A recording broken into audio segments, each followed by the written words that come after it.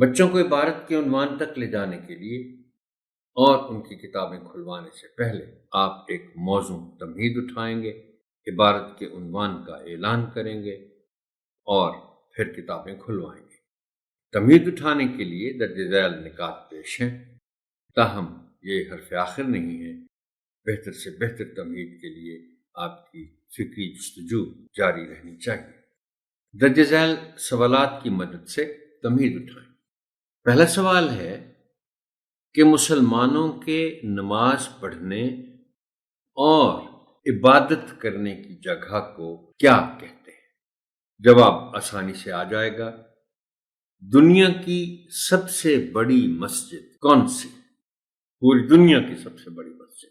بچوں کو غالب امکان ہے کہ جواب شاید معلوم نہ ہو، آپ انہیں بتا دیجیے گا کہ دنیا کی سب سے بڑی مسجد مسجد الحرام ہے، جو مکہ میں ہے، اور اس میں 40 لاکھ نمازیوں کی گنجائش ہے۔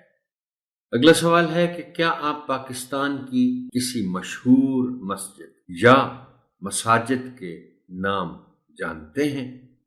بہت سی مساجد ہیں جو مشہور ہیں، مختلف علاقوں میں ہیں۔ یہاں سے پھر آخری سوال پیدا کریں کہ لاہور کی کون سی مسجد زیادہ مشہور ہے۔ لاہور میں اور مساجد بھی ہیں، جیسے بڑی تاریخی مسجد وزیر خان ہے، لیکن سب سے مشہور مسجد جو ہے لاہور کی وہ بادشاہی مسجد ہے۔ درجہ بالا سوالات پر مبنی گفتگو کے نتیجے میں بچوں کو باب کے عنوان تک لے جائیں۔